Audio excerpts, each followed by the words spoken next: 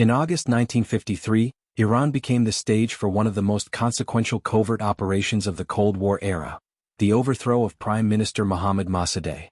Known in the West as Operation Ajax, and in Iran as the 28 Mossadegh coup, after the Persian calendar date, the event reshaped Iranian politics, strengthened the Shah's monarchy and deepened mistrust between Iran and the United States. What began as a struggle over oil sovereignty evolved into a decisive moment of international intrigue, Cold War rivalry and political repression, whose effects still reverberate in the Middle East today. Background: Iran's oil and nationalism. By the early 20th century, Iran's vast oil reserves had drawn the attention of foreign powers. The Anglo-Iranian Oil Company (AIOC), largely controlled by Britain, dominated Iranian oil production. Under its contracts, Iran received only a small share of profits, while British interests reaped immense wealth. This imbalance fueled resentment among Iranians, who saw their resources exploited with little benefit to their nation. The issue became a rallying point for nationalism and reform. In 1951, the Iranian parliament, led by the charismatic nationalist Prime Minister Mohammad Mossadegh, voted to nationalize the oil industry. This bold move was immensely popular in Iran but provoked outrage in London. The British government, heavily reliant on Iranian oil revenues, sought to reverse the decision and weaken Mossadegh's influence. Mossadegh and the struggle for democracy. Mossadegh was not a revolutionary but a constitutionalist and nationalist. Educated in Europe, he envisioned a democratic Iran free from foreign domination. He sought to reduce the Shah's power, strengthen parliament, and use oil revenues to improve the lives of ordinary Iranians. His push for oil nationalization made him a hero at home but a threat abroad. The British portrayed him as unstable and dangerous, lobbying the United States to intervene.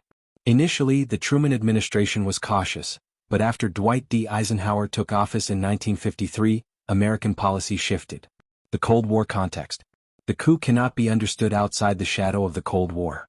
The United States and Britain feared that Mossadegh's weakening grip on power, combined with economic instability from a British-led oil embargo, could create an opening for the Communist Tudeh party. Although Mossadegh was not a communist, Western leaders worried that Iran might fall into the Soviet sphere. The CIA and Britain's MI6 concluded that removing Mossadegh was the only way to safeguard Western oil interests and keep Iran firmly aligned with the West. Operation Ajax, planning the coup. The coup was organized by the CIA, under Kermit Roosevelt Jr., grandson of U.S. President Theodore Roosevelt, working alongside MI6.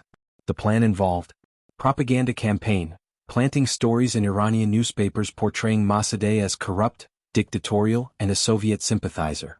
Political bribery, paying off members of parliament, military officers, and religious leaders to turn against Mossadegh. Street protests, organizing mobs to create chaos in Tehran and discredit Mossadegh's government. Royal decree, persuading Shah Mohammad Reza Pahlavi to dismiss Mossadegh and appoint General Fazlollah Zahedi as prime minister. At first, the coup faltered, Mossadegh remained in power and the Shah fled Iran briefly. But with renewed CIA coordination, paid demonstrators and loyal army units, Mossadegh's government was overthrown on August 19, 1953. Aftermath: the Shah's return and dictatorship. Following the coup, the Shah returned to Tehran, now emboldened and supported by Washington and London. Prime Minister Zahedi took power, and Iran's oil industry was placed under the control of a Western consortium, though with slightly better terms for Iran. The Shah consolidated his rule, transforming Iran into an autocratic monarchy. Backed by U.S. military and financial aid, he created the SAVAK, a secret police force notorious for its repression. While the coup secured Western oil access and kept Iran within the Western Bloc during the Cold War, it left deep scars. Many Iranians viewed the coup as a betrayal of their democratic aspirations and proof of Western interference in their sovereignty. Long-term consequences. The 1953 coup had consequences far beyond its immediate political outcome. Loss of democracy. Mossadegh's removal marked the end of a brief democratic experiment in Iran. The Shah's authoritarian regime ruled until the 1979 Iranian Revolution. Anti-American sentiment. U.S. involvement in the coup fostered lasting resentment among Iranians, fueling anti-Americanism that exploded during the revolution and the hostage crisis. Oil and geopolitics. Control over Iranian oil remained a central factor in U.S. and British policy in the Middle East. Cold War precedent. The coup became a model for future CIA interventions such as in Guatemala, 1954, and Chile, 1973. Conclusion. The Iranian coup of 1953 was more than just a clash over oil. It was a defining episode in the global struggle between nationalism, imperialism, and Cold War geopolitics.